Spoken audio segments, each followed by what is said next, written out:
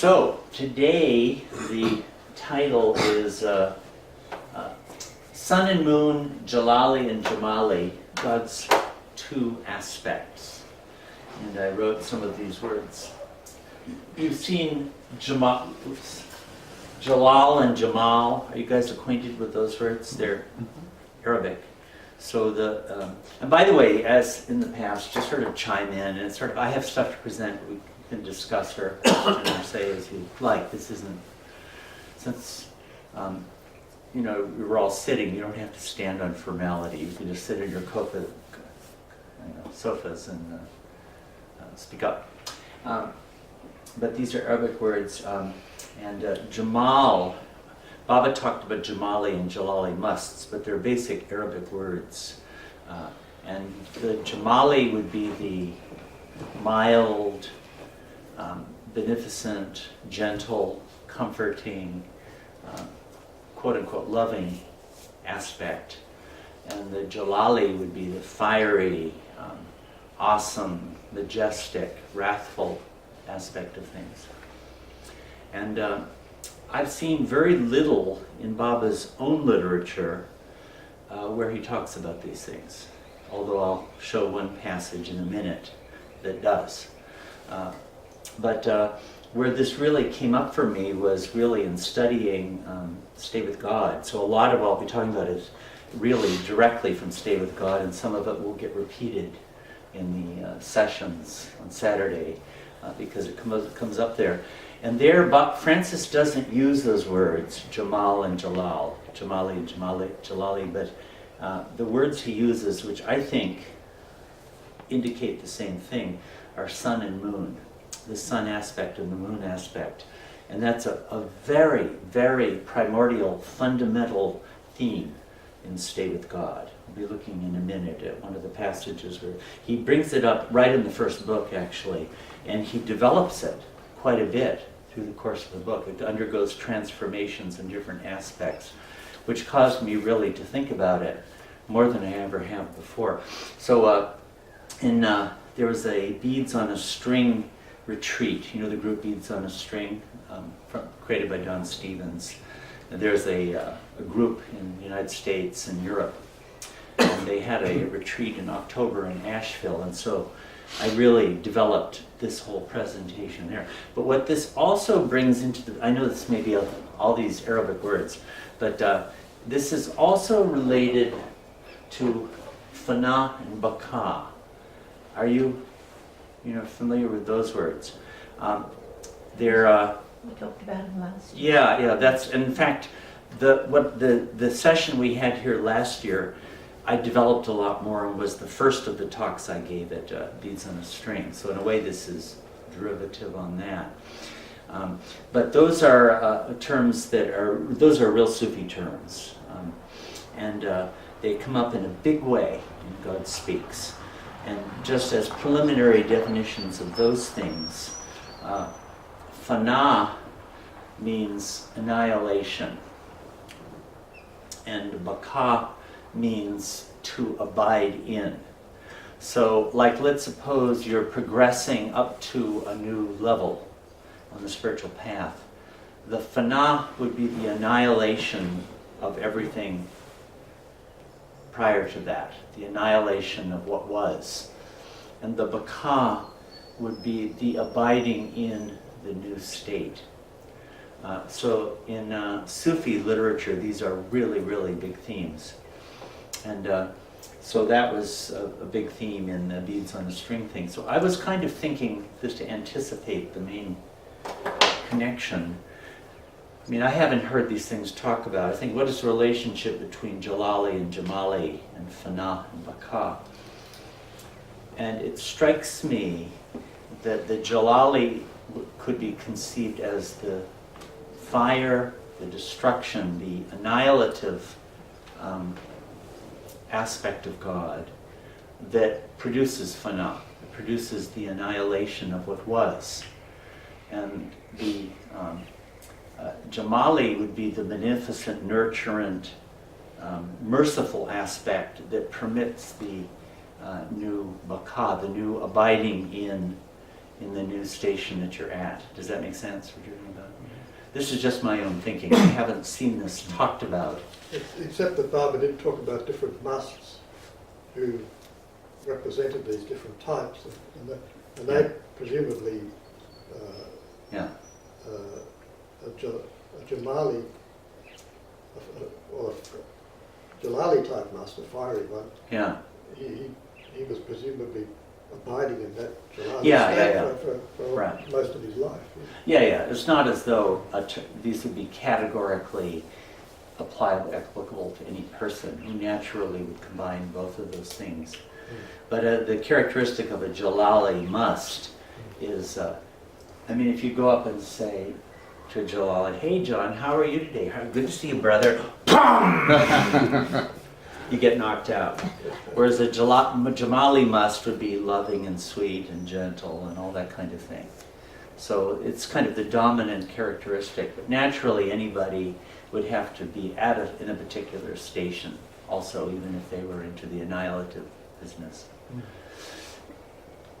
Okay, so you guys can chime in. A lot of this is just my own ruminations on this, and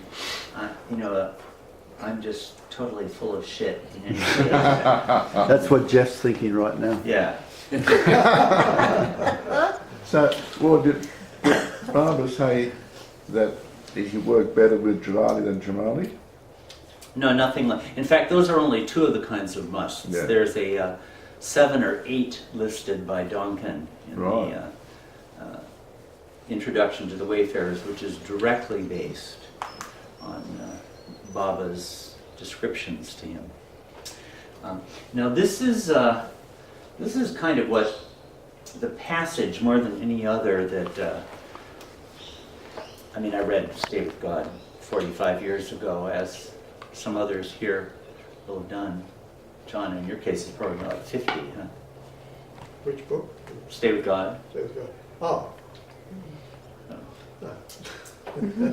Anyway, but preparing for the Stay with God weekend we had 2 years ago, I really was reminded again of how big this theme is. So here's where Francis, it seems like Francis has developed this theme more than anybody else in the Baba world that I know of. So here we have Francis talking about Baba's early gathering of disciples. And let's see if I can get this to leave my... Oh shoot, I can't do both Liz or Footer and expand. Anyway, you'll just have to see where we are. At the very beginning, he says, Baba was their mother and father. This doesn't even show up, does it? Yeah, no, it does. Yeah, we can read it. Yeah. Anyway. As the one he served their every need, as the other, he taught them and chastised them of their hindrances to pure self, a caring and instructing, perfect in method and result. Now he really starts to explain this.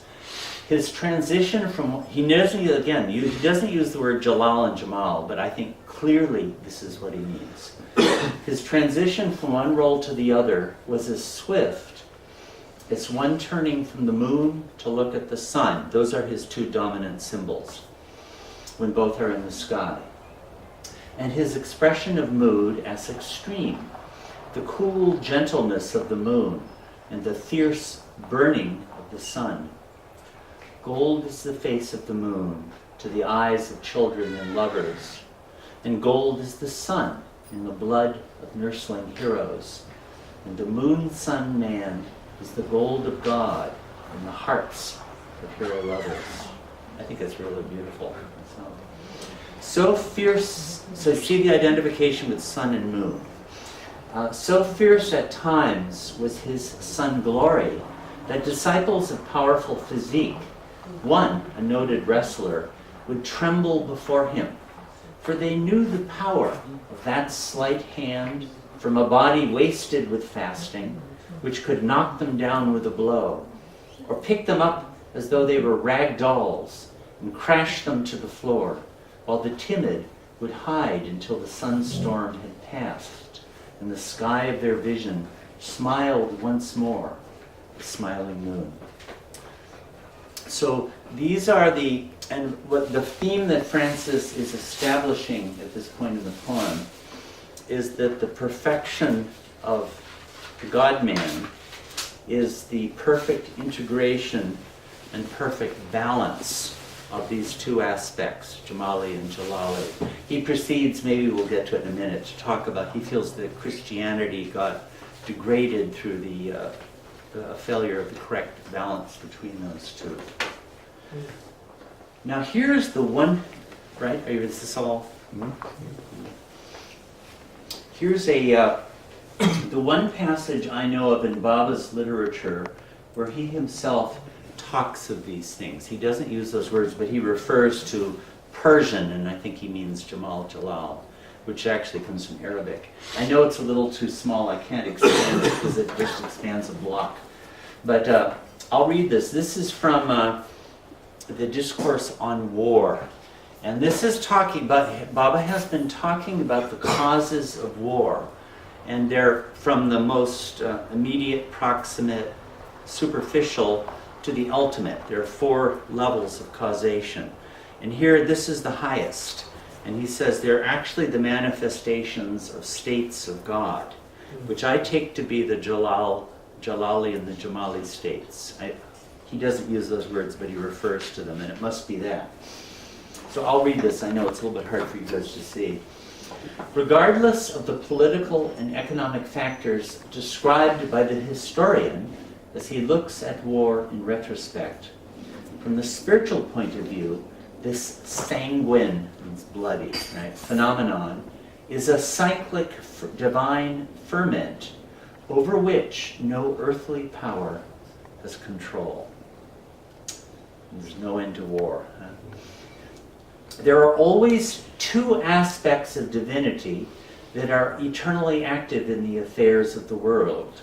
In Persian, the destructive aspect of divinity, and I think this must be Jalali, is termed self-glorification, and the constructive aspect, self-beatitude. When the self-glorification aspect of God predominates, there is suffering and destruction on a colossal scale, as in the last war. This was after World War II. The aspect of divine beatitude, on the other hand, brings peace and plenty. These are usually golden ages of civilization. During the phase of self-glorification, divinity, this is really interesting, I find, divinity repels itself, so to speak, through its own creation. While in the phase of self-beatitude, divinity attracts or loves itself through its own creation. The former is a negative method, the latter positive. Both must be regarded ultimately as instruments of divine wisdom to rouse humanity to its divine heritage of self-realization. When the individual or the race is about to lapse into bestiality, it is suffering that rehabilitates them. That's a hell of a statement, isn't it? That's the reason for the destructive aspect. Both the self-glorification and self-beatitude phases of God are exerted in cyclic waves and affect individuals and the race with similar intensity. As the destructive phase now begins to weaken, the constructive cycle of divine beatitude will gradually make itself felt. It sounds like Baba is talking about what's going to happen on a global scale. Just as the recent World War catastrophe overwhelmed the innocent as well as the guilty, so in the approaching self-beatitude phase, the undeserving as well as the deserving will have equal chance of receiving divine grace, provided they are awake to the situation, so full and unique a cyclic dispensation it will be. So it sounds like this is a statement of the great transformation that will lead to the new humanity and all these other things. I dare say a lot of us say, come the day. Yeah, let it happen. Yeah. What it is pointer something. I mean, if you use your mouse, as you see, Yeah. you can use that as a pointer. Right, this can be as a pointer, yeah, that's right. The other thing is if I expand, I didn't expand this one, but if I expand, You can. that dies. But that particular one I could have done, yeah. So, I don't know, what do you, I mean, I'm taking this as, I wish I knew, if any of you do learn about this or know, where there are real full discussions of Jamal and Jalal within Islam. Because these must have really been treated. The places I've looked at don't have a heck of a lot. Because Ibn Arabi doesn't use those terms. I'm sure he does. Have you ever taken a look at some of the works of Ibn Arabi? Well, that's right. He wrote like, I don't know, Well, that was a question. Yes. I'm sure, no doubt, he gives the definitive, magnificent explanations of it. Ibn Arabi was the great perfect master, I think the greatest philosophical genius of Islam. And he wrote about 400 books, and one of them, I will admit, this is his biggest, is like 5,000 or 6,000 pages long. And even to read a single page is immensely challenging. So, but if we, you know, among the sort of PhD dissertation topics in the future for future Baba lovers, this is actually a very good one. Because Baba doesn't really, this is the only place in Baba's literature I know of where he discusses this. Any of you know anywhere else? What era was Ibn Arabi? What's that? What era? Ten. When did he live? 1000. Ibn Arabi, yeah, he died 1240. Yeah. Yeah, no, so these are, I think in Islam, these are kind of standard terms and standard ideas. It sounds like that, you know, irrespective of which stage in history you're in, whether it's you know, very tumultuous times or more harmonious times, that they're both, you know, getting us to the same. Right. It does give a new perspective on ages of turbulence and warfare and violence, like the kind of age we seem to be in now, which can cause one to despair. And, you know, many people say, how can there be a God when these things happen, et cetera, et cetera, et cetera. Well, that's part of my topic here. That is to say, it is necessary. It plays a necessary role in the economy of things. In Homer, tomorrow we'll start with Stay with God, and Homer is a major source for Francis and Stay with God, really major. And that happens to be one of the areas that I really studied as a graduate student, especially the Iliad. And a lot of the Iliad is about battles. And you'll have, say, Hector or Diomedes or Achilles will go and throw a spear and kill somebody.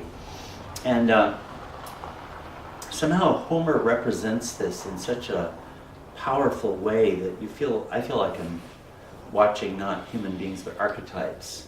So one of the things that they'll do is after you've killed someone, you put your foot on their chest and boast. Okay? That to me is like just an archetypal expression of this, the self-glorification of God. God destroys the false. Because actually the entire creation is false. It doesn't even exist. In Mahapralaya, the whole thing gets annihilated, for heaven's sakes. So he destroys the false and says, I am God, and this is nothing. And that is like an image for the Jamali side of God. And the Jamali is God takes creation into his embrace and unites with it in love. And both of those, what are we going to say? Both of those are part of the cosmic process. Both of them happen. I mean, I think people are generally drawn to the second more than the first. But people like to do the first also. They like to go to war. They like to fight. They like to kill each other. I mean, that motive is obvious in human affairs. So they both have a role. Are there very direct theological references in Homer's writing? Or is it more... No, Homer is non-theological, non-philosophical. But in it, the gods are actors all the time. Athena will come down and help her favorite, and then Hera will get jealous and go help her favorite, and the gods are. But there's not philosophical talk. Very very little. It's very kind of. Jeff's work, on Kendra's website that looks at Shakespeare as providing wonderful material for people to observe human nature. Are they sort of parallels that you're drawing upon these great literary figures to prop up a theology, or do you think they're very much your enlightened souls giving us something? Well, the main reason I'm bringing up Homer is because Francis does. Although in this case, it just gave me a powerful image. Yeah. Do you think, it's exactly what Barbara was hoping, that someone would draw upon these literary giants to, bolster our understanding of God and the purpose of existence, etc.? I think Baba kind of lets us do what we want so far as that goes. Why do you think that? What question is that? Yeah. Yeah. Well, Oh, I don't know. interesting question. Yeah, I know. I mean, if we want, we certainly, this same eternal truth is eternally true, and great writers will give diverse, various expressions to it, and it can be found there, to be sure. And you could say that culture in great art is like a secondary byproduct of revealed truth. Yeah. So it's directly inspired, even if not consciously so, because because the revealed doctrines create the culture, and then and then these Jalali period, those Jamali periods, the culture flourishes. It does seem like the great cultural efflorescences would be, Baba talks about golden ages, the Jamali reigns so far as culture goes, and great things can come into expression, I suppose. I mean, I don't know, I'm just sort of exploring this topic too. But I look at those great cathedrals in Europe, for example, or in Islam, the same period, even earlier, and I'll think, why on earth would societies set aside the kind of resources and investment to build things like this? I mean, think of how much money it took to build those, and how much sacrifice. And it seems like that Jamali protection was over those communities at that time, allowing those kinds of aspirations, giving them the means and support and loving nurturement so that they could build such things. But when Genghis Khan is ripping through, forget it. And both of those are God. Both of those are, however. Yeah, I was just thinking about the Christian Jesus when he goes to the temple and he destroys he not destroys the temple, he all the cellars, and he storms in there, and that's always I'm being brought up Catholic and everything, that was always like sort of a mystery. Who was this guy? All of a sudden he changed over into this fiery person who comes into the temple, and he throws up all the tables and gets everybody out. In Stay with God, Francis consistently talks about Jesus as a warrior. And one of his big criticisms of Christianity is that wimpified him, that completely buried the... In fact, now this I just came up with as my own way. The topic of the beads thing was fire and beauty. So I took fire, I'm taking fire as the Jalali and beauty as the Jamali aspects. So these are just a whole bunch of things that I just sort of came up with, largely, partly based on State of God, but also just thinking about it. So celestial bodies, sun and moon. I mean, this is directly Francis. Let me see if I can get this. Yeah. So these are the figures Francis uses. Throughout the whole of Stay with God, actually, he develops it a great deal as the poem goes on.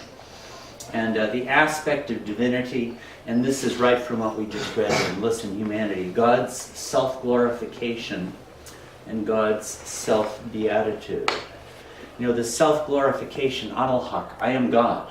That's self-glorification. Who was it? I think Bayezid said, Gloria be unto me, something like that, which in Islam is quite heretical, you know, some of these guys. So the Muslim term would be Jalal and Jamal, Arabic words. Francis then goes into this talking about Christ the lion and Christ the lamb. And his beef is that Christ got turned into a lamb. In fact, he has a little lamb. Lamb chops for breakfast, too. In other words, you turn him into a lamb, chop him up, kill him, and get rid of him. Forgetting the majesty, the lion, the Jalali aspect. The masculine and the feminine. It makes me think of Radha Krishna, Mera Baba. Francis never talks about yang and yin, and I've always, it seems surprising in a way, although I guess you can't expect him to bring up everything. But it seems to me this fits very well. I don't know, maybe put Tien here and see whether she concurs. She thinks that too. Yeah. And this would really be worth studying, because this looks like one of the world's most developed cultural articulations of this theme. Yeah. Of course, what slightly worries me is that I think there's a subtle distortion takes place when you make tables out of these things, as if you've got rational equivalence. Yeah. Baba, like all other great poets, used language to point out analogies in a very poetical way, rather than making exact equivalents or definitions. But Baba, like Hafiz or Rumi, is constantly using figurative. You mean Francis or Baba? You're saying Baba. Baba, yeah. Baba himself. Baba, He was also a chart man. Yes, he does.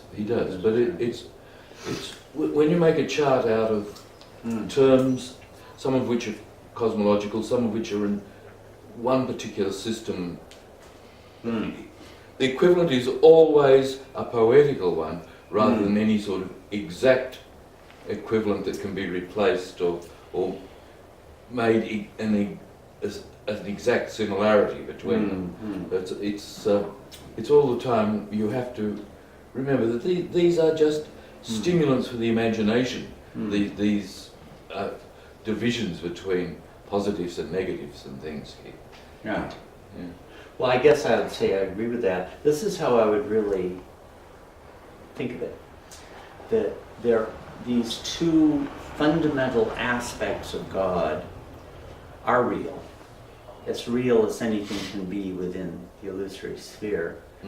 And they have innumerable refractions, or what's the fractals, or they mirror themselves in innumerable ways. Secondary causes. Yeah, and in the course of that, a lot of those secondary causes or fractals will be developed within a cultural formulation with its own articulation and its own resonances, and maybe even contradictory elements. So it's not as though they're always going to be the same. You haven't put transcendence and immanence there. So. No. No, that would be one. That So how would transcendence and immanence come into play, Jeff? Well, they've been seen as two surfaces, two aspects of God, which seem to be mutually exclusive, and yet to describe God you have to use them both. Yeah. So that you seem to be dealing with opposites, transcendences are beyond, above everything, the oneness of God and his glorification. On the other hand, you have his immanence, that nothing exists but God.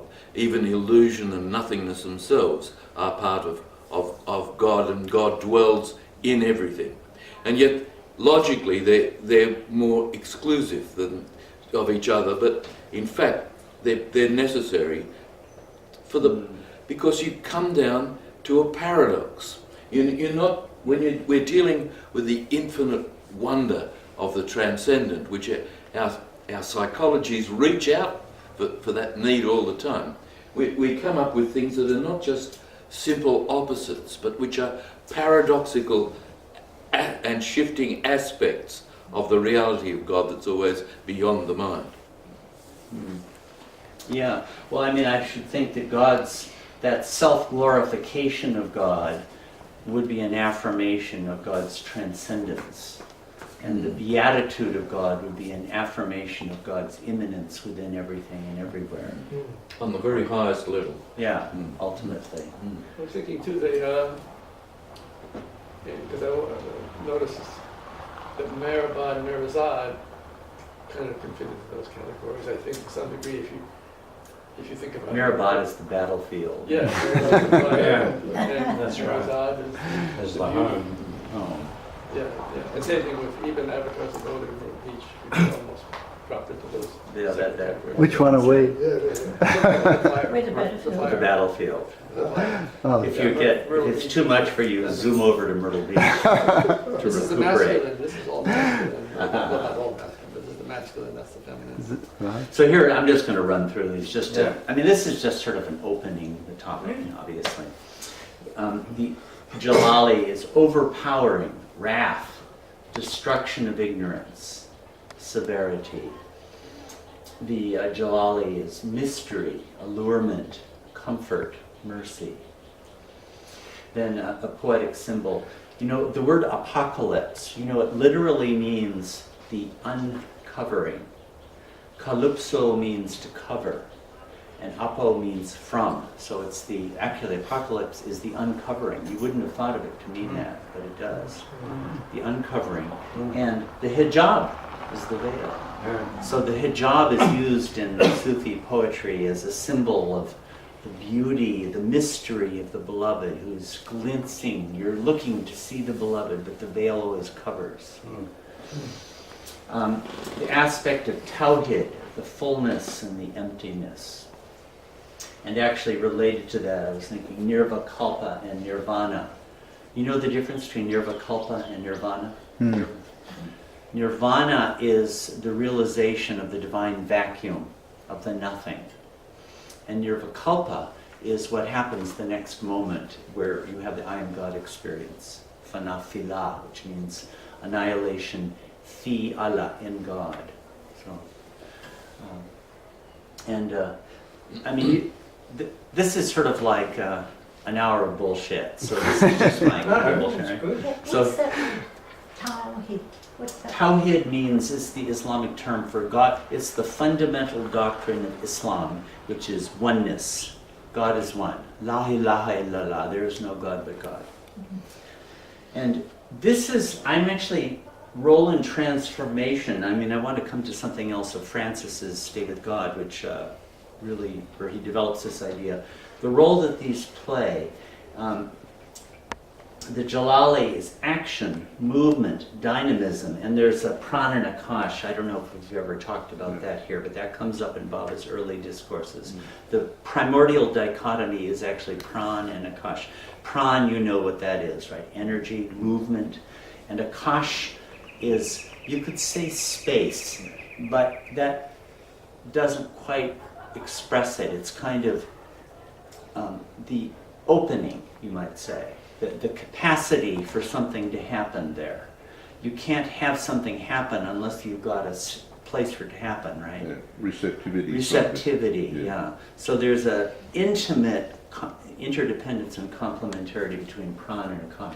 So receptivity, rest, and peace. So anyway, those are some thoughts that I had on this subject. Lord, why didn't you put in all the destroyer and creator aspects from the Hindu cosmology? Is that because Well, for one thing, this relates the to page is stage full. Yeah, no, I have a little bit of a hard time quite knowing how to do that because for one thing there are three, whereas this is just this is as Jeff was pointing, this is a very crude dichotomy. It's just trying to explore two basic aspects of things. And I do believe that those are real. As real as you get in creation, the two, Jamali and Jamali. Whereas I don't know how a Brahma, Vishnu, Mahesh, it's a little bit, takes some thinking through to make sense of that. That can be your contribution. That's right. Well, one thing that is lacking in Christianity a great deal is it only occurs is the dark feminine. They have the black Madonna, and that's about it. Yeah. And then you have that Kali aspect, which relates to the Shiva aspect, which is that Yeah, that's right. dark side, destructive. I could maybe flash you with an image of Kali. Yes, in a minute. which is Yeah. Jalali. Well, that's a big theme for Francis in, let's see where this would be. I have it. Right after what we were reading before, he really lights into Christianity. In fact, here it is. We have been evilly brought up.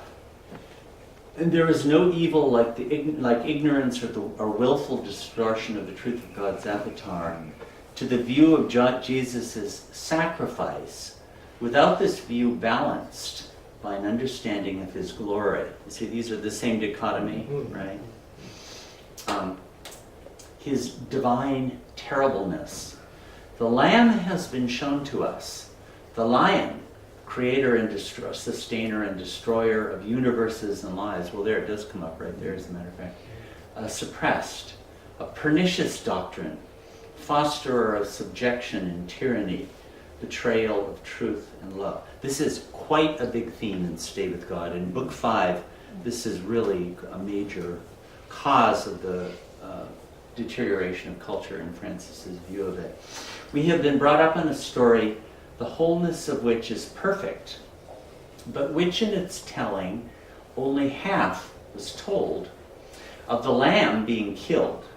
The other half, in which the lion rose with a roar which shook the whole world, has been left unsaid. Quote, this is sort of a typical sentimentalized platitude that he doesn't like. He suffered the slaughter of his lambness and slept for 3 days on his cave on the mountainside, then joined his Father of wide heaven in judgment on us, for ours is the sin, an opiate teaching for an indolent people. So it's like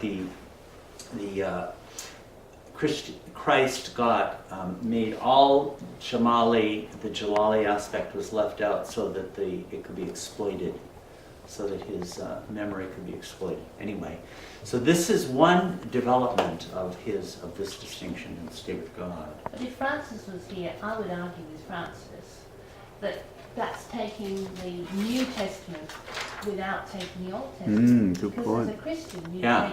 take all of those aspects of lion, creator, sustainer, destroyer is totally the Old Testament. Yeah, that's true. And the New Testament was created as a balance, if you like. It balances. So most Christians would take them both in context like that. Well, I think- and Francis is taking it out of context.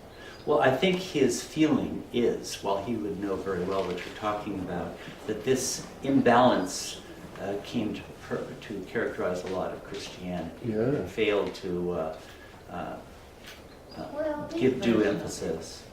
But it's very true. You know, as Catholics, you don't study any Old Testament. Totally ignorant. Well, in England you did. Well, that's good. As a Catholic. Yeah, no, I don't doubt it. Sorry? Yeah, You're a I mean, Catholic? no. No. So I'm suggesting as a Catholic, Yeah. you don't. Yeah. Okay, let's But pull out as an Anglican, and I assume you are, and I was raised a preacher's kid, an Episcopal priest, the Old Testament was brought in quite a bit. Yeah. And he really stomps his ground around God in the Old Testament. Okay, let's Destroying take many this up when we get to Stay With God. I'm not actually proposing a particular view on this, but I'm just saying what Francis's take on the thing is that there's been a imbalance. It's not that the Old Testament wouldn't be talked about. Of course, he's not so unaware of it not to know that, but that the dominant image, has been has left Yeah, that aspect out of of Christ himself. Yes, Christ he's himself. talking about Christ. Yeah. Now, but anyway, this doesn't put an end to this discussion. You can very well disagree with Francis. No one is required to do otherwise. But I'm just trying to present some of what he gives. Now I'll just take another look at Sun and Moon, and then I'd like to come to Book 3, where he gives a real interesting transformation of it, showing how Sun and Moon are operative in the reincarnationary process. I'll just read this one stanza and then jump down a little below. Sunday and moon month, time, see, sun and moon, time, our master, and the master's slave, had now crept into decrepitude. I'm just going to jump straight there, just anyway you see it. And here's where he explains what sun and moon are to the perfect master. Moon, night, and Sunday, and a night and a day has God as avatar. Night of light and bliss and withdrawal, day of descent, in which nights and days alternate in seclusion and activity. So what the night means is the night in which God alone is. It's the beyond state, the eighth state of God, nirvikalpa samadhi, fana, right? Fana fila. And the other, the day of descent, is fana baka. You know what baka? Baka is abiding. Fana fila means the annihilation, fana fi Allah, annihilation in Allah, in God. And that's where creation ceases to exist and God alone is. So Amajub is in fana fila. So he's characterizing that here as the night of God. And Baka, in this case, is where the merciful extension of God permits the creation to exist again. And so Baka Bila is abiding in God, where the like a perfect master is in a state of Baka Bila, where creation exists for him once and again. So that's what he's talking about. The night and the day is where creation is extended forth, and nights and days alternate in seclusion and activity. As soon as you have a creation, then the cycle gets going. Night and day and night and day It's and like night and that day. other guy, Shiva, is it? The creator, the sustainer, And the dissolver. the destroyer. And then it's recreated again. Right. So It's that's like the, yeah. Francis talks about that work in the manner of God. Yeah. Like the creator and destroyer Yeah. to recreate something Yeah. new. Yes. That Yeah. cycle Yeah. is going there. So Baba's first, and then he goes into, resumes the story of Baba and how out of that fana he began his work in fana, in Bakabila as the avatar of work there. Now this is, let me see. Here is where he starts to talk about the sun and the moon as operative in the reincarnationary cycle. Okay, I'll come to the three kinds of fana and baka in a minute, as given by God Speaks. But this is the, let's see, where is it? Previous page. This is book 3 of Stay with God, which is God speaking. And this is Francis's poetic retelling of the divine theme story of the journey of the soul. So he goes through it 4 times plus 1, 4 passes, and this is the first one. We'll be going over this in a couple weeks on Saturday afternoon things. And I'll look at this passage there too. But he's told about the beyond state of God, creation and evolution. Now he's gotten to reincarnation. I'm going to read these 2 stanzas. And the first is you might say reincarnation under the rule of the moon, which would be the Jamali aspect. And the second is reincarnation under the reign of the sun, or the Jalali aspect. So now, and it seems to me this is showing something, how the Jamali sustains you where you are, and the Jalali uncovers and strips the veil from the illusion and forces you on. And that's a big theme in Stay with God. So, as man, he loved his loves and suffered his loves. Okay, so now has reached human form after evolution of consciousness.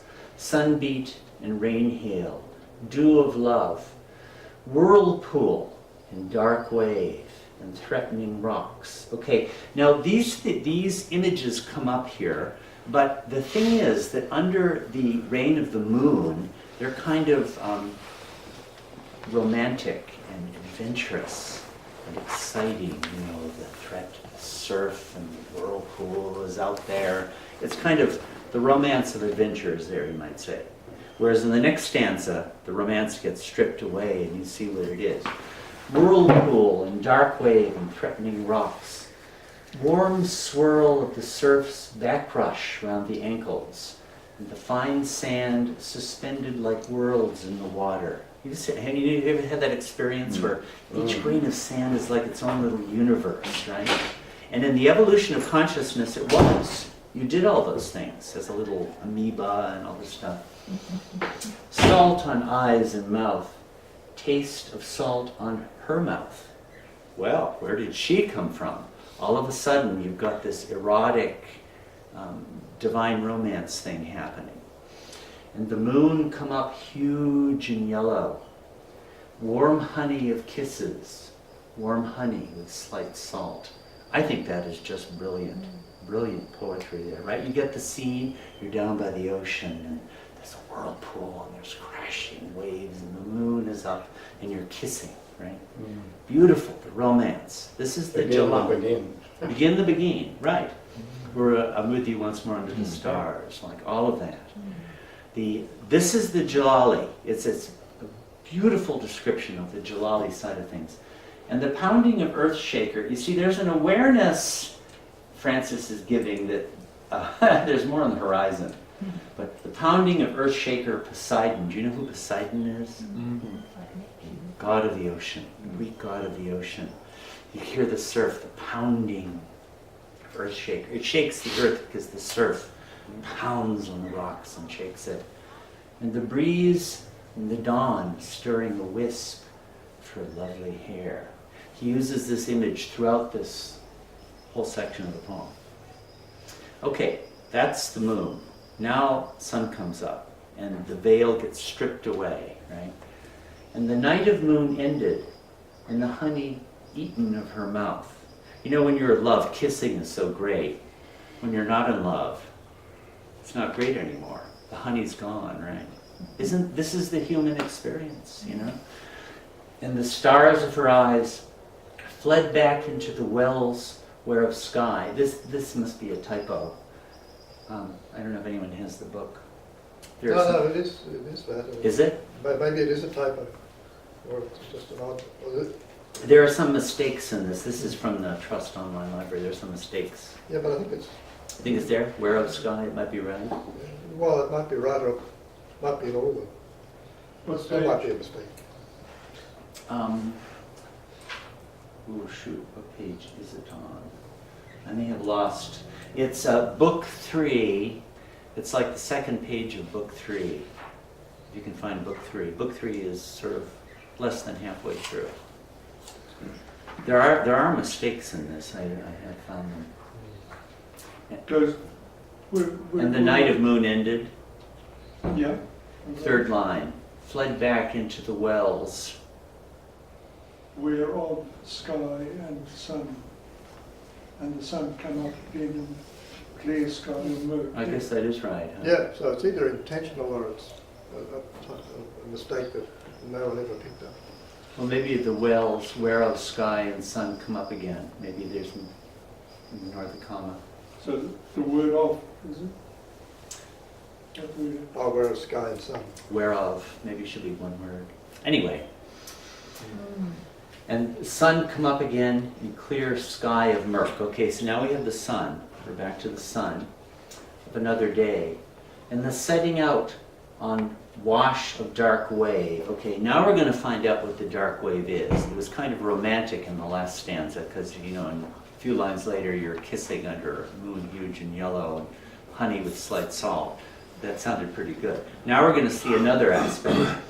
Along hammered streets, lined with open mouths and protruding tongues of Kali. I don't have it in this slideshow, but have you seen some of those images of Kali? Mm-hmm. And there's a big garland of chopped off skulls, chopped off heads, and the mouth is all bloody. Want to go in for a nice kiss? The moon huge and yellow, want to kiss Kali? Doesn't sound so good anymore. With open mouths and protruding tongues of Kali, licking victims and votaries. You know what a votary is? A worshipper, a devotee. Her own worshippers, it's not just victims, her own worshippers into blast furnaces. Where are the blast furnaces in this historical era? Nazis. This is 10 years after the end of World War II. So now we have them, you know, she's getting, you know, pushing them into the, like Jews into the blast furnaces, goose-stepping them to the rhythm of typewriter keys. What is this typewriter keys bit?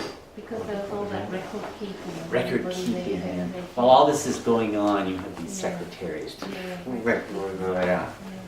This is, I mean, hideous. It's absolutely hideous. So look at what the beautiful moon turns out to be when the uncovering, the apocalypse, when the veil is stripped and you see the other side to it. So I think this is a fundamental theme in Stay With God, that he often says you have to take the sun path. What he means, I feel, by that, this right in the next section, he begins that way actually, is you have to see through the illusion and stop to live in it. So this is one of the dynamics of Jalali. You see why you need a war? Why you need to have these ages of the self-glorification of God?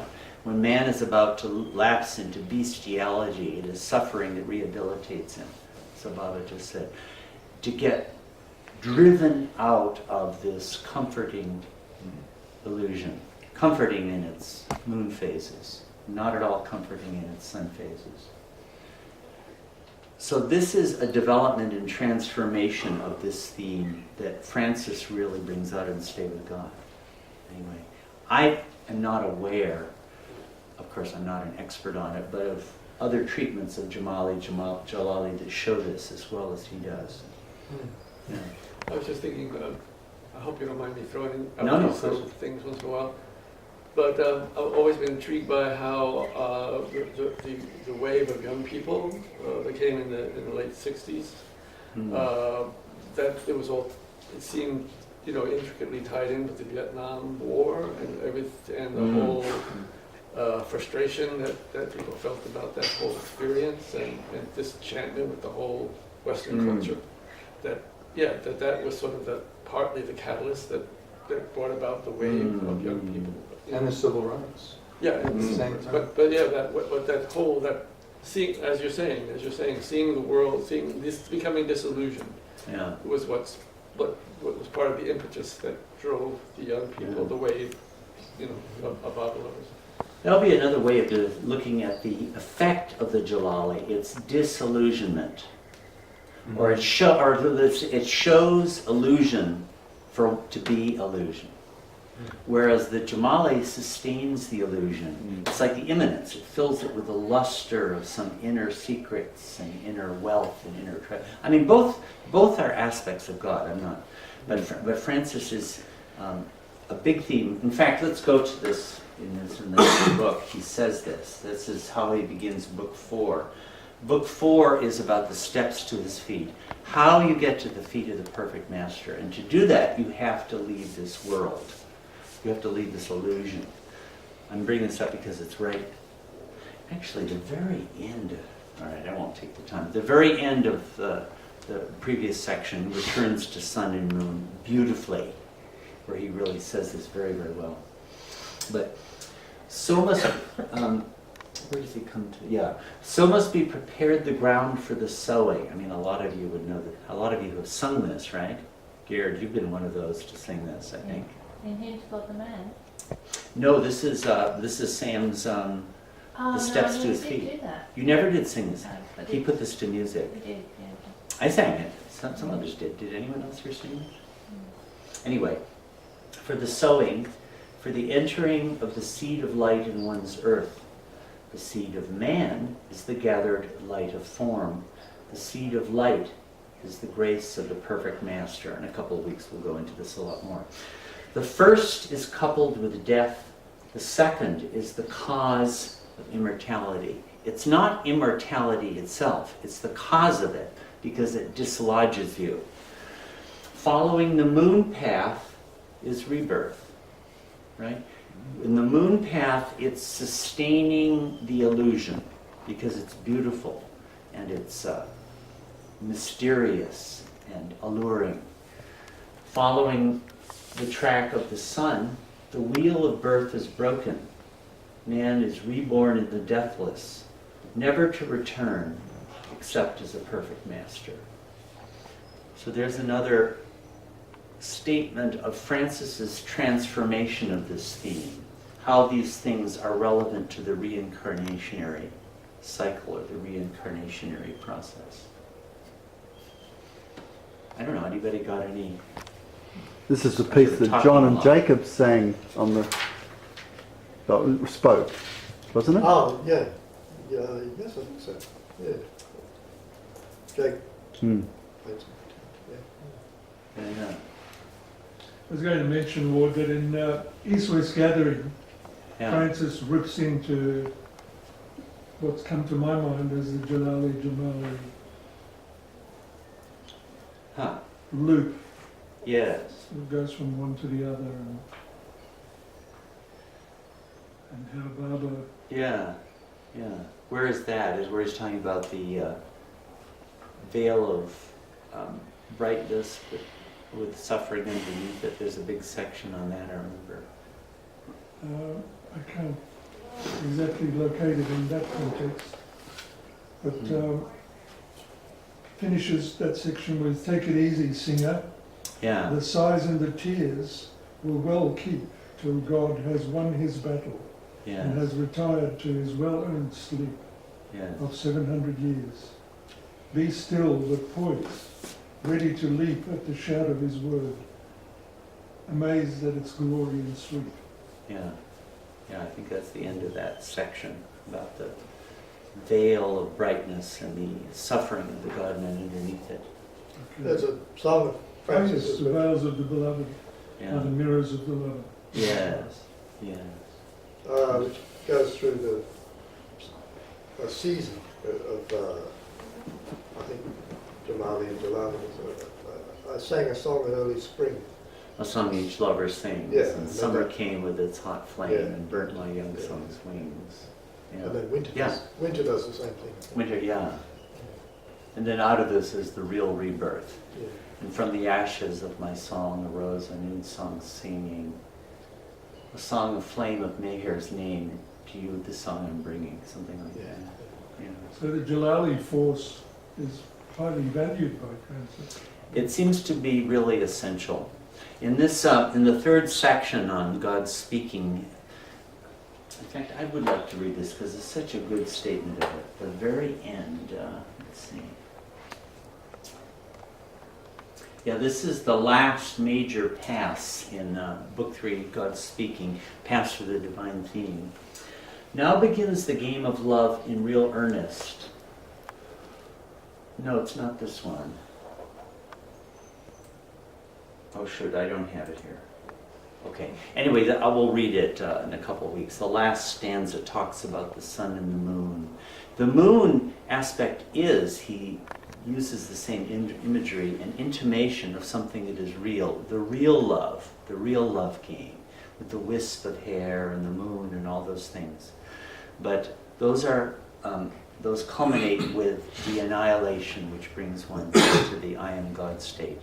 So again, I'm making this link between the Jalali aspect and Fana. That is, it seems like it's the fiery aspect that produces Fana. Would you agree with that? It's the annihilation that gives to the emptiness. And it's the Jalali aspect that gives rise to the Baka. That is the abiding, or the dwelling, or the cultivation. It's under the merciful moon that things can arise and flourish and expand. And the Jalali is the destructive element. And you need both. Bushfire management. Huh? A bit like bushfire management. Yeah. Yeah, we had Ian's bushfires right up there last night, all night long, as a matter of fact. But that recreates, doesn't Right. it? Yeah. The new creation is Yeah. only possible. Yeah, with the destruction. So you have to have that Jalali aspect. And now there are three kinds of Fana and Baka, according to God Speaks.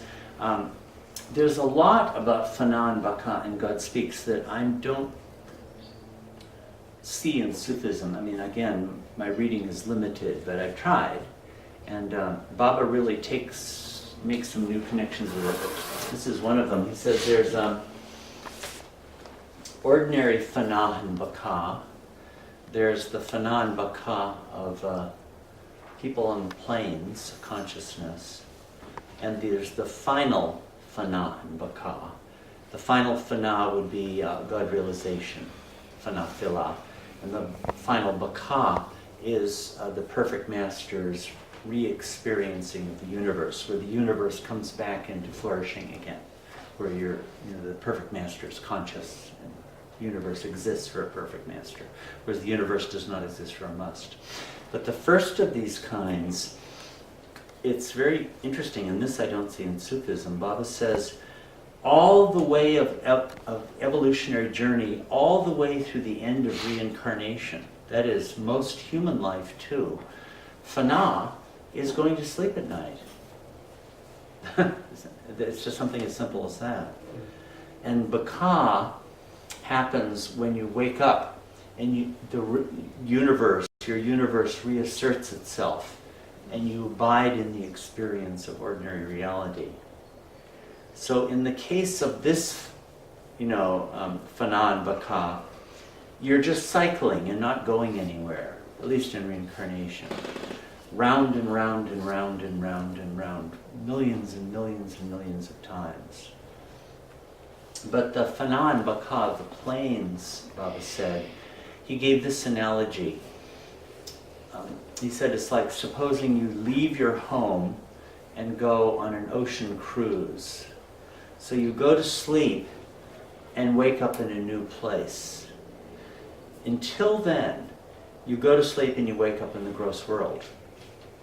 The fundamental locus hasn't changed. You're gross conscious. But when you're on the planes, when you go to sleep, the old passes away and you wake up in a new environment.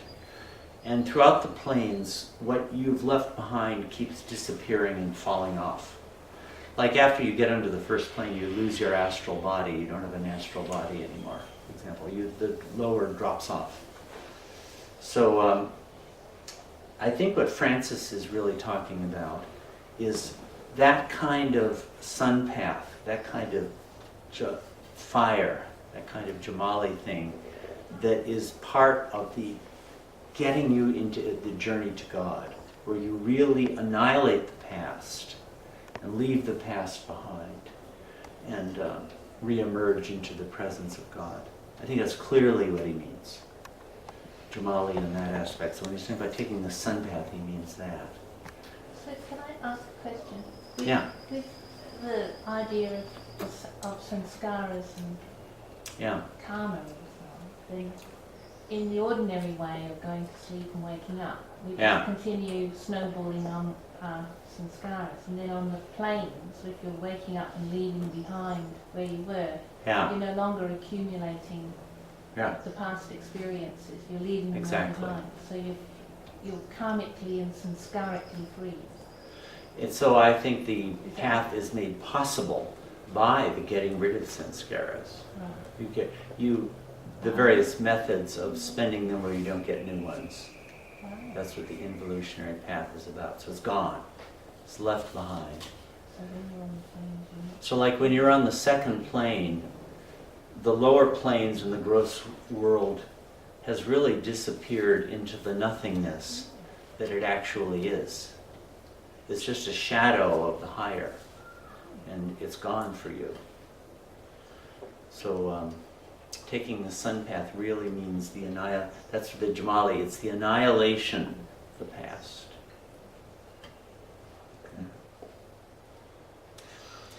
Well, that's kind of, I have a lot more stuff I could go into, it's more elaborations of this, but what do you all think about all of this? So this is about Fanabaka and Jamali Jalali and some of the relations between them.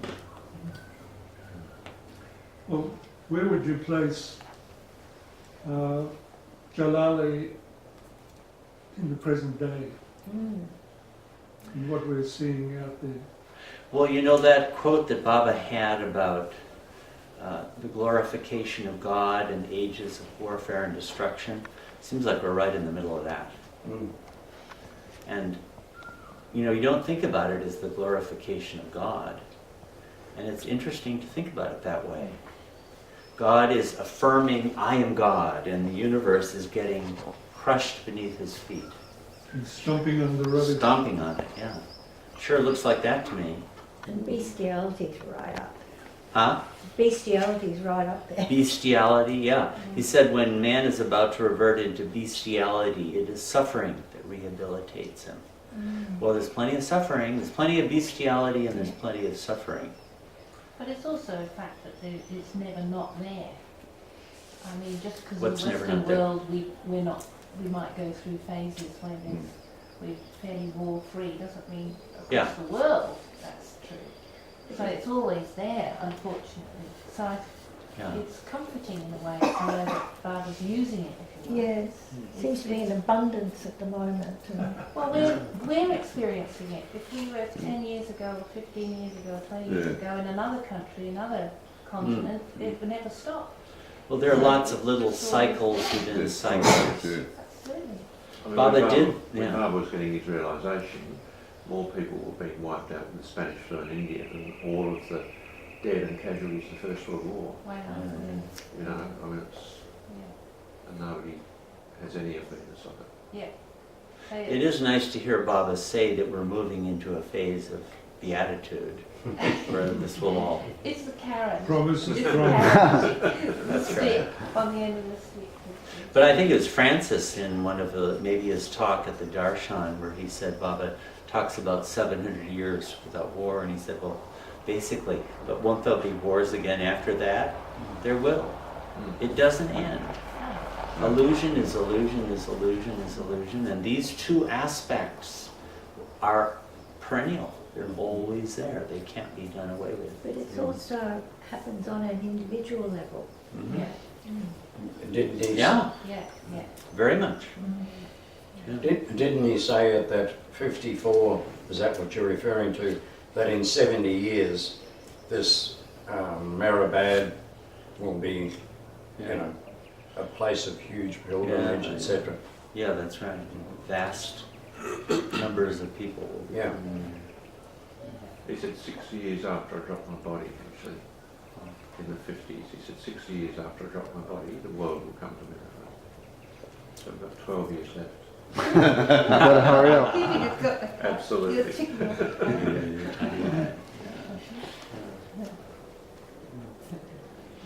I would like to see somebody go into the Sufi literature and really research Jamali Jalali and see what it yields.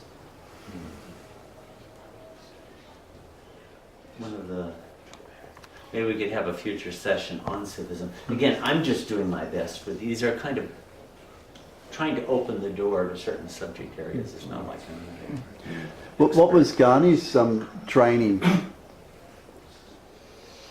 I don't really know. I know that he was very knowledgeable about Sufism. That much only. What did he study in England? I don't think he even Oh, did English. sorry, I must be. Oh, Deschmok did. Deschmok, sorry.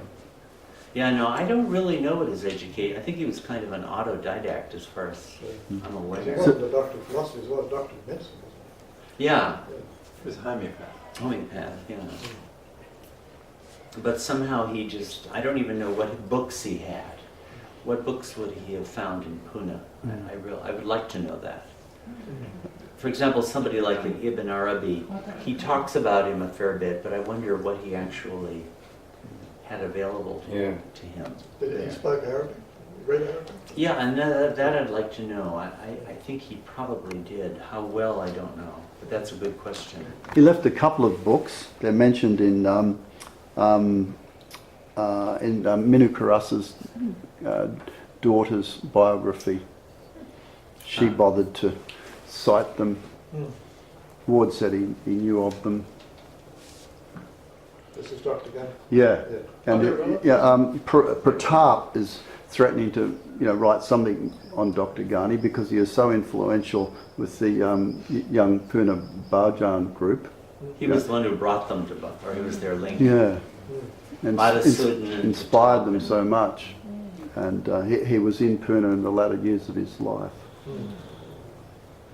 Yeah, he was a wonderful guy, apparently. Really fun. It wasn't Dr. Deschmok. Was it? Who was the one that wouldn't? Was too lazy to get changed at night because But that was Ghani. It takes In fact, too much this was- energy to get dressed in the morning. I remember Erich, this is when he was supposed to be working on God Speaks. Baba was giving him those dictations. And Baba was, where is it? Where is it? And he was, oh, Baba, I have so much, always too much work to do. And so what Baba said, what do you need? And he said, you needed a valet, right? In the ashram, right? Get that concept? Get a valet. And Baba gave it to him. So he had his own personal valet. And Erich said he remembered one time when Baba sent him, Erich, to get Ghani for something or other.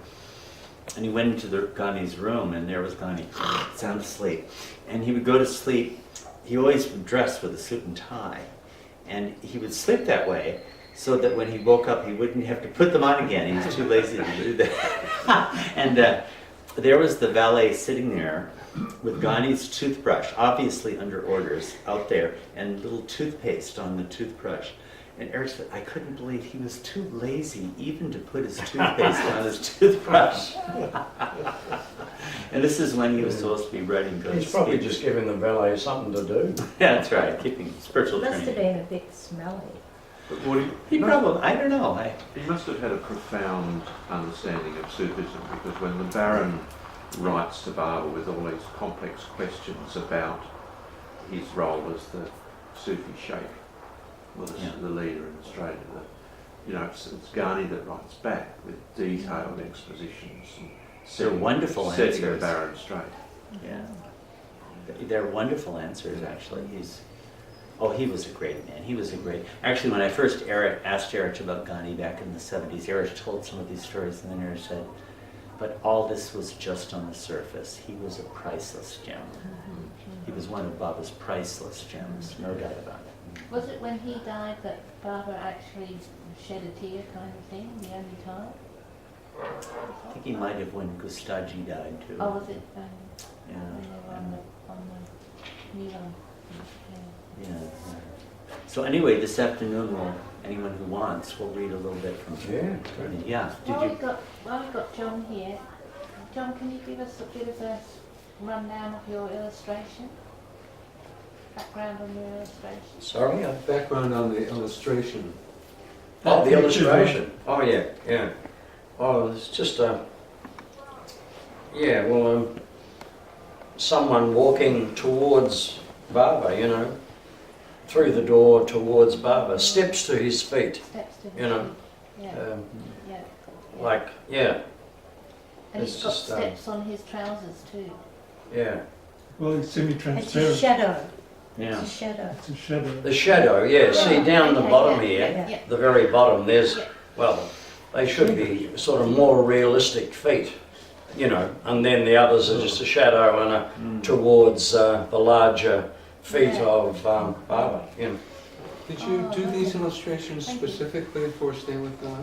when you did your paintings? Yeah, some of them I did, yeah, but I think I might have. I had a painting I'd done of this. Similar. It's similar, yeah. Because when I was in India once, there was a, you know how when you're walking up the hill, you, the shadow comes in, you know, in front of you like that. And then I had a hat on, and the hat became a face sort of thing. So I played around with that idea, and so yes, I already had, yeah. Some of the illustrations I did were on the spur of the moment because Paul had a deadline for the book. Others I already had illustrations, yeah. I think they're also predicting the future. You got cargo pants. Yeah. Like you say, you're predicting the future, you have cargo pants there, the footprints. Oh, okay. Look like cargo pants. Okay. So much of modern man's difficulty in accepting God is because he can't accept both the Jamal and Yeah. Jalal Absolutely. aspects. Yeah. And so that God is seen as a sort of separate being who should be doing all the nice things to Right. save people from suffering and so on, instead of Right. people maturing enough to see God as reality itself, and which, Right. of course, in the Islamic tradition, the people in Islam are reminded of this with 100 names of God all the time, where many of them are these wrathful, negative names as part of Yeah. the reality of God, in which the dichotomy between Jalal and Jamal reminds us of that too. Yeah, it is hard to swallow the Jalal aspect from the modern. It's kind of a sentimentalized spirituality, where God is supposed to be nice, nice, nice, nice, nice. But then how do you explain all these bad things? And why doesn't God stop it? And all of It that. just reminded me, if you look at Islam and Christianity as a Western religion, if you look at them together as a, then one is Jalal, one is Jamal in a sense. You know, It does seem like the Jalali aspect was pronounced Yeah. in Muhammad's life. exactly. So kind of Actually, in a kind of balancing There's this act, example where Jesus, when he came to the point where he was going to be persecuted, put out his hands and let them crucify him. And Muhammad got to exactly the same point in his life. And instead of doing that, the Hijrah, he fled to Medina, and he didn't fight before that. Then he did. So that seems like a case between avatars of a rebalancing. What you're saying. If you think to live together as a unit, they become. Well, the Old Testament is, The Jalali Pure is, yeah, Jalal. a lot of it's there. you know, with them attacking a place and getting children by the feet, Yeah. babies, and bashing their head against the rock Yeah. Yeah. in the service of God. So a lot of the what Jesus did was probably a balancing of that, Right. you know. So maybe they alternate. Yeah. I think they clearly do. Sun, moon, sun. I don't think there's any doubt about it. Yeah. What happens after any Jalali phase and annihilation and fana? What happens? There's always a new baka. Always. Rebirth. A rebirth. Something, and if you're in the reincarnationary cycle, you just go round and round and round and round and round and round. It's back and forth and there's no progress. But if you're on the involutionary path, the baka is on a new higher level. It's the fana of the lower. But then when you get to the top, the baka is a restoration of what was lower. The entire illusion gets restored. But is that round and round and round, it is still moving forward. Ultimately you do. Ultimately you do. It takes 8,400,000 lifetimes in human form Just not before you quite- see any signs of progress. It's just not quite as Yes, fast. Thanks for that we're cheering us now up. there. It's not quite And as that's fast assuming as you don't fall Jamali- back to as stone Jamali's form. You out. have to do it a second time. Well, Yeah. you'd have to be pretty bad to do that. To fall to stone form. Mess up on the floors. We're pretty unlucky anyway. Yeah. Misuse your powers. There's in the Tiffin lectures, which will be coming out in a month or two, there's a story of someone on the fourth plane, a yogi who was abusing his powers and went to see a Kalkat Swami, perfect master. And Kalkat Swami said to him, "You whoremongerer," you know, and everybody thought he meant it literally, that he was visiting prostitutes, but what he actually meant was that he was using his powers. And he gave him a slap, and he got God realization. So where's the justice in the universe? Maybe it was his second time around. Maybe it was the second time, yeah. You never know when it's going to happen. Yep, that's right. So maybe you'll abuse your powers and you get to zoom past 5th and 6th, shortcut to God. Best way to get rid of it. Mm-hmm. Yeah. So what's really valuable about this session today is seeing the Jalali in a positive light. Yes, yeah. It's essential role. It's essential role. The modern world, like Jeff, you were saying, is the modern world does not get this at all. You know, it's like we, you know, think that everything, you know, that fails to recognize the essential role that the fiery and destructive plays. Because we don't want to admit that our egos, you know, have to go. Ego doesn't want to let go. As long as the ego is clinging, the only way you're going to get free from that is if the Jalali burns it. And no one likes that. But in wisdom, Quite a shock to the system. It's a shock to the system, but I have to admit when it's happened to me, I benefited. And I never would have gotten free had that not occurred. We all like the Jamali flourishing, where benevolence says, "Oh, you're so wonderful. Oh, you did that so well. Oh, have more." You know, we all like that. Yeah. But man, that's only half the story. I think it'd be interesting to reflect on the learning of 60,000 years of Indigenous occupation in Australia and how keenly attuned the Aboriginal people were to the use and usefulness of fire, and understanding that the eucalyptus only regenerates through fire. You know, the seeds don't burst out of their pods until they've been That's a nice roasted in the fire, and so there was no fruitfulness without the fire. Is that only the eucalyptus? Is that only the eucalyptus that I does don't know if it's only there's quite a number of trees like characteristic that. of many eucalyptus that they only germinate through fire. There's an argument to say before Australia was actually inhabited by man, how things got regenerated, and then they started using fire, and the trees adapted to the fire every time it happened. So it actually, man created a change in the environment by that way. You know? So how did they do it before that? Before man? Well, natural fire. Natural. From lightning strikes. Right. Yeah. Okay. Lightning strike, This whole section of Stay with God is really on this subject, the steps to his feet. It's like the necessity of fire, the necessity of destruction, the necessity. It's sort of tough love. It's the tough love section of Well, fire's the great steriliser, isn't it? Nothing survives in fire. Okay, well, it's 10 after 12. So anybody interested this afternoon will just read some from this Ghani material.